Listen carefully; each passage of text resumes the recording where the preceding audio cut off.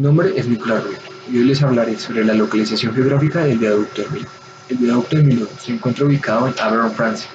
Este está construido sobre el Valle del Taurus. Millau es un pueblo ubicado en el sur del macizo central de Francia. Este se encuentra en el camino que conecta la vía entre París y la costa del Mediterráneo. Anteriormente, atravesar Millau significaba un tránsito de entre 3 y hasta 4 horas, siendo este el objetivo principal del viaducto. Buenas noches, mi nombre es Julián Ordóñez y yo les hablaré como tal del proceso constructivo técnico que tuvo el viaducto de Milao.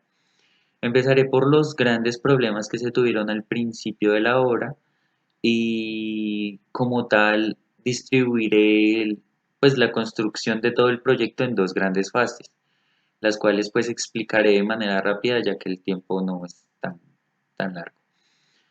Empezaré hablando de la cimentación. Y es que el primer problema que tuvieron fue que, bueno, y es algo que ya estaba previsto en los estudios anteriores al proyecto, y fue que los geólogos dijeron que la zona en la que se iba a construir, pues, era muy propensa a deslizamientos, ya que la piedra caliza, que es la piedra principal de este terreno, pues es una piedra muy propensa a fracturarse gracias a una bacteria que existe en este terreno, que es la que hace los quesos franceses tan ricos, o bueno, ricos para ellos. Esta bacteria hace que la piedra caliza se fracture y que el terreno se vuelva inestable para la construcción. Y esto fue lo que les pasó cuando estaban haciendo la cimentación del segundo pilar. El proyecto pues se basa en 7 pilares de concreto reforzado, que son los que van a tener todo el viaducto de Milán. Entonces, cuando se estaba haciendo la cimentación, hubo mucha tierra que se deslizó, pero afortunadamente no se vio daño estructural en el segundo pilar, que fue el que recibió pues la fractura de esta piedra caliza. Les hablaré de la fase uno de la construcción, pues ya más de manera general, pues son 7 pilares en concreto reforzado en forma de Y. Otro problema al que se enfrentaron fue pues el diseño arquitectónico que tiene el puente o el viaducto, ya que pues no querían que desentonara con el bello valle que hay en donde se construyó. Es por esta razón que lo hicieron con 7 pilares y con un solo juego de cables que ayudan a sostener el peso del viaducto como tal, de la carretera. Entonces es un puente muy bonito, es un viaducto muy bonito que solamente tiene un juego de cables en toda la mitad, y lo que quería el diseñador y el arquitecto fue que uno se sintiera volando cuando va conduciendo a través de este viaducto. Se necesitaron 200.000 toneladas de concreto para hacer los pilares. Entonces hubo que crear también una fábrica de concreto muy cercana al proyecto, ya que si el concreto se hacía pues, en una zona muy alejada, pues se tendrían varios problemas con el concreto en su traslado, ya que un traslado excesivo pues hace que el concreto frague un poco más rápido. Bueno, entonces para ahorrarse este tipo de problemas, pues crearon una fábrica de concreto muy cerca al proyecto. Aquí hay unas imágenes y bueno, aquí se ve el juego de cables. En la imagen de la izquierda se ve el juego de cables que ayudan a sostener como tal el peso del viaducto, y se ve lo bello que es, ya que las nubes pasan debajo o entre los pilares, entre los vanos de los pilares. Entonces, como se quería desde un principio, uno siente que está volando cuando va conduciendo a través del viaducto de mi lado. Las imágenes que están a la derecha, pues son unos soportes que se crearon entre los vanos, y ya les explicaré por qué se hicieron estos soportes. Y lo que se ve a la derecha arriba son las formaletas para crear los pilares. Ya les explicaré cómo se hicieron estas. Bueno, se ubicaron unos moldes que se cambiaban cada 4 metros, ya que pues cada vez que se va construyendo el pilar hacia arriba, se tenían que ir cambiando los moldes cada 4 metros. Todos los 7 pilares se hicieron al mismo tiempo para cumplir con el tiempo establecido para la construcción de este proyecto. Ellos ganaron la licitación gracias a que dijeron que lo iban a construir en 4 años y así fue. Es realmente un tiempo récord para una construcción de esta magnitud. Entonces, los moldes para la creación de los pilares se tenían que cambiar cada 4 metros. Cada molde tenía un peso de 4 toneladas. La precisión fue exacta, ya que cuando se iban subiendo los pilares, se tenía que usar un método GPS que daba una precisión al milímetro, o sea, eran 4 milímetros de, de error que se generaba con estos GPS. El pilón más alto fueron de 245 metros, que es aún más es más grande que la Torre Eiffel. La desviación del segundo pilar, que fue el más alto, fue de apenas 2 centímetros, y esto fue o sea, una victoria grandísima. Y así se completa la primera fase de la construcción del viaducto de Milao, con la construcción de los 7 pilares. Ya entrando en la fase 2 se quiere instalar pues la carretera, pero la carretera tuvo varios problemas, ya que si se mandaba con el método regular, lo que haría sería un efecto dominó por el peso de la carretera. Entonces se tuvieron que idear un, una especie de dispositivo que lanzara la carretera, pero no solamente horizontalmente, sino que también la lanzara hacia arriba. Y ahí también se generó otro problema con este dispositivo. El peso que iban a cargar los 7 pilones fue de 36.000 toneladas, y eso que el viaducto como tal o la carretera estaba construida en acero. La empresa responsable para esto fue Eiffel, que pues son los mismos responsables de la Torre Eiffel en Francia. Eh, Se usaron 2.000 cowboys para llevar este acero, y el acero se creó en las fábricas de Eiffel y fue llevado pues en 200 cowboys para o sea, para ponerlos encima de los pilares. Bueno, continuemos. El lanzamiento de la carretera se hizo desde el norte y desde el sur al mismo tiempo, haciendo que las dos partes de la carretera se unieran en toda la mitad.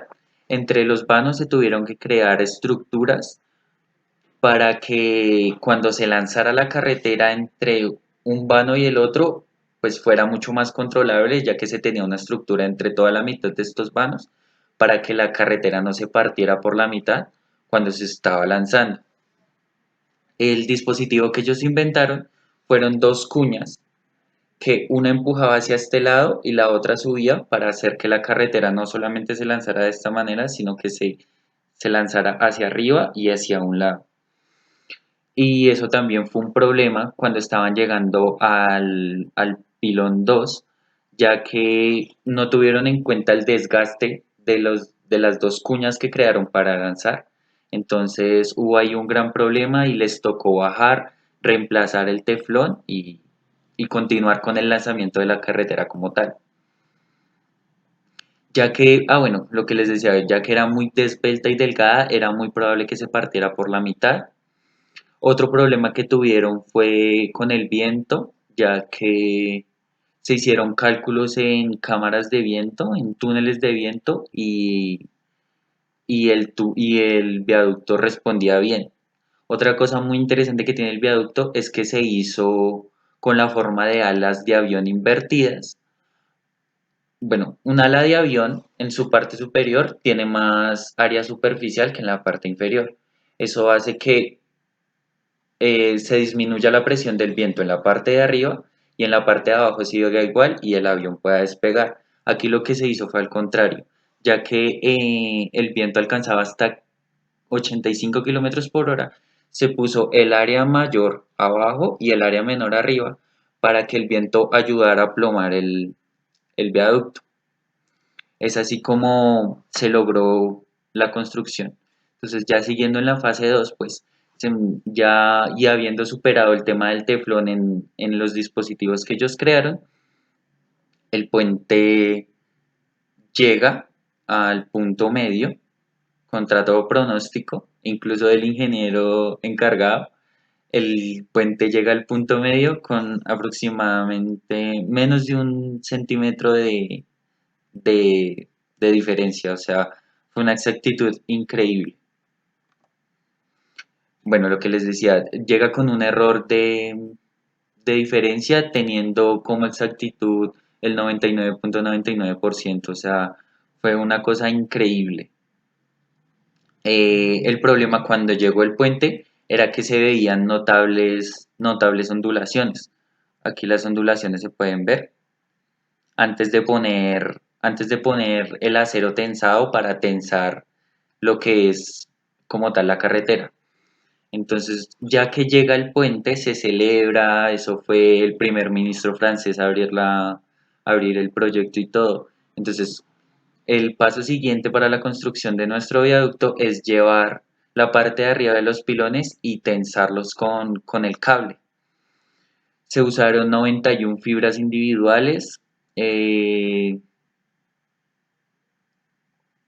90 metros de altura de estos pilones superiores para tensar los cables, y después de que se tensaron los cables, estas ondulaciones desaparecieron. El viaducto quedó lisito, quedó perfecto. Entonces, las últimas pruebas se hacen, se llevan muchísimos camiones, un montón de toneladas. eh, Se llevan 25 toneladas en camiones y se ponen en el vano más largo, y el puente se flecta 12 centímetros y está diseñado para resistir 25 centímetros de flectación.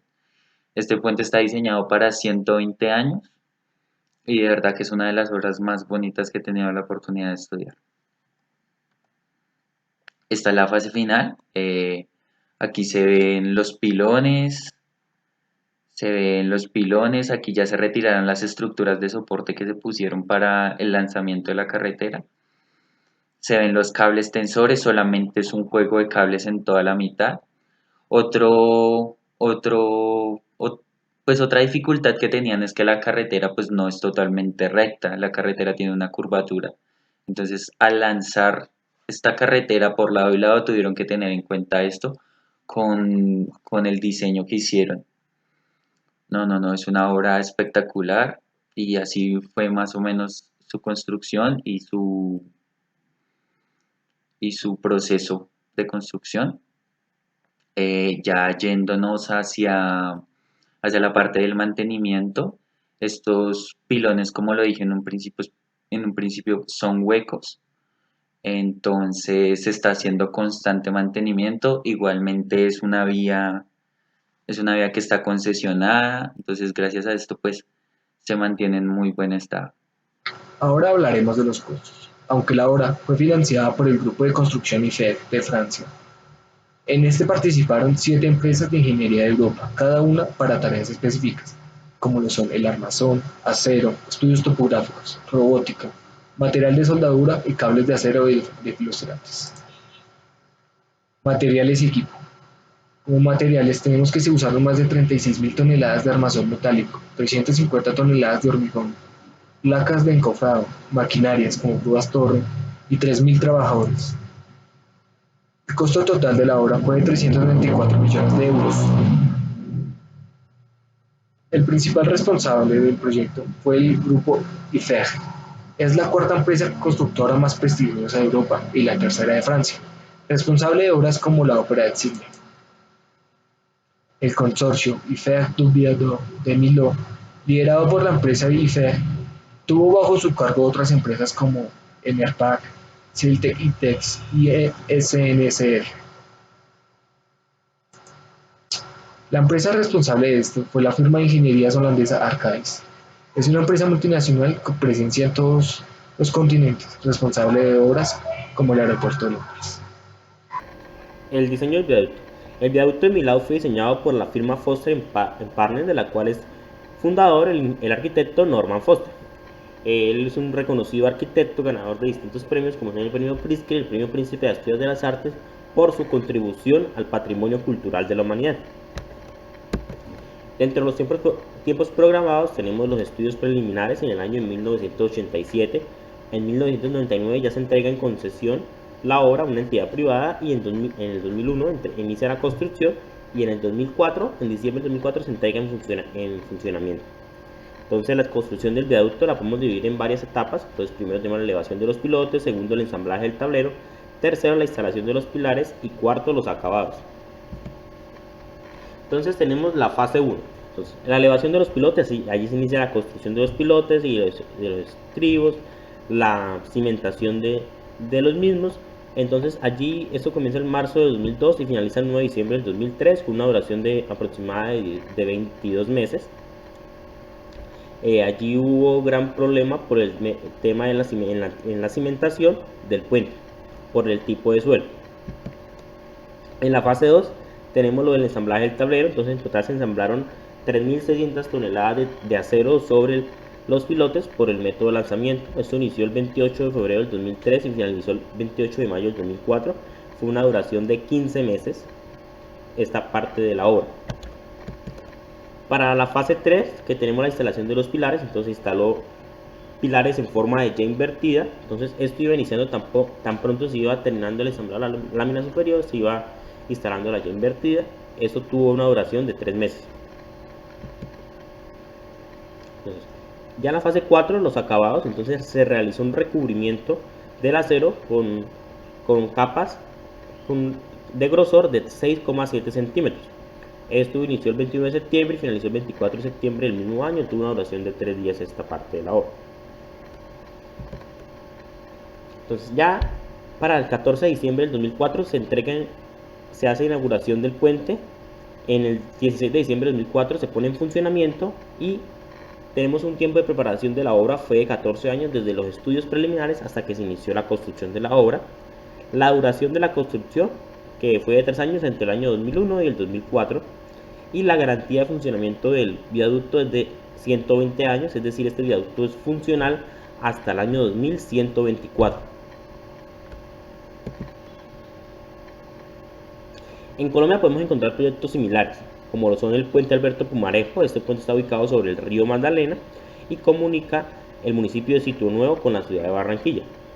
Entonces este puente fue inaugurado el año pasado en reemplazo del puente antiguo, el puente Alberto Pumarejo, el antiguo. Esta construcción tuvo una duración de 4 años. La longitud de este puente es de más o menos aproximadamente 3.3 kilómetros. Es un puente atirantado y allí se realizó una inversión de 730.000 millones de pesos. El viaducto César Gaviria Trujillo. Entonces está ubicado en Pereira sobre el río Tú y comunica la ciudad de Pereira con el municipio de Dos Quebradas. Este fue inaugurado en 1997, hace más o menos unos 23 años. La duración es de construcción fue entre 3 y 4 años y tiene una longitud de 704 metros.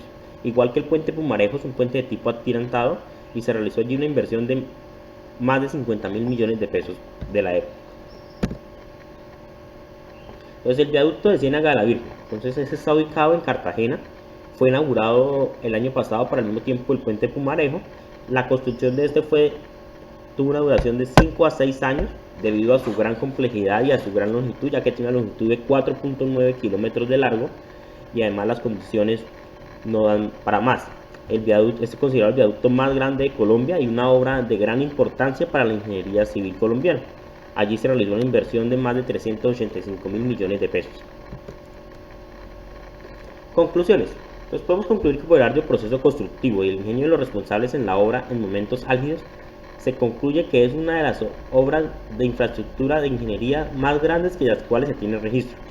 ¿Por qué? Por su alto riesgo y lo descabellado que parecía en un principio, así como los problemas presentados en el momento de su cimentación, por lo cual podemos considerar que esta es una obra de admirar y es un objeto de estudio para la ingeniería. Además de la gran complejidad que tuvo esta obra y las dificultades que se enfrentaron durante la construcción, como lo fueron en el proceso de cimentación y los fuertes vientos que se presentaron durante la instalación del acero, esta obra se mantuvo entre los tiempos y los costos pactados inicialmente, por lo cual también es un ejemplo de responsabilidad y compromiso en la ingeniería civil. Muchas gracias y espero les haya gustado nuestra presentación.